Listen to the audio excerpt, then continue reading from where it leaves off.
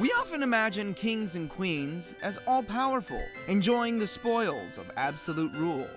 That may be true for a while, but time passes, reputations change, and a once celebrated queen becomes Bloody Mary.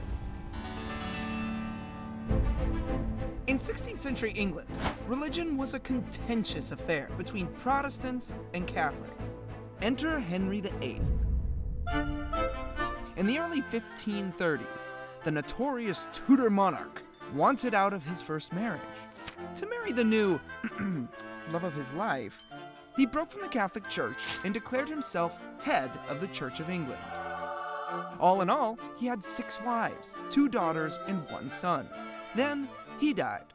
His Protestant son, Edward VI, put his own spin on Christianity, abolishing Latin Mass and the worship of relics and religious art. At just 15, he also died, leaving behind a messy succession. Ignoring his father's wishes, he bequeathed the throne to his Protestant cousin. Mary, his devout Catholic half-sister and rightful heir, said, "Absolutely not."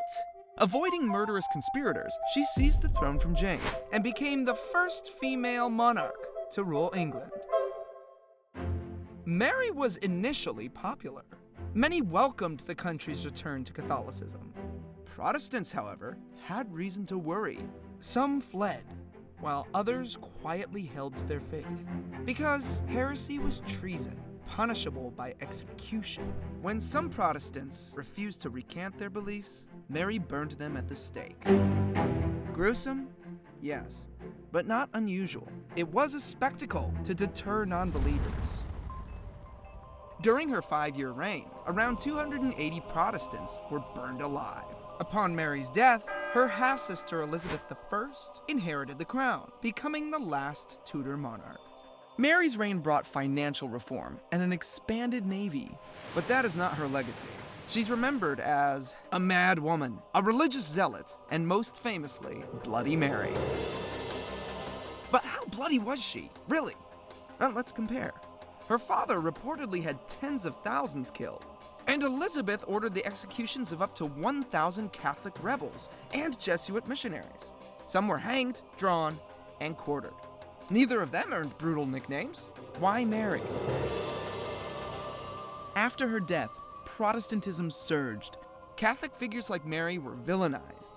In 1563, clergyman John Foxe released a bestseller packed with graphic tales of Mary's rule, complete with terrifying woodcuts. The book was placed in churches alongside the Bible. Historians now question its accuracy, but the damage was done.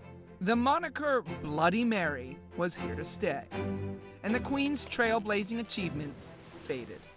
But at least we can catch her at brunch. Get it? 'Cause Bloody Mary.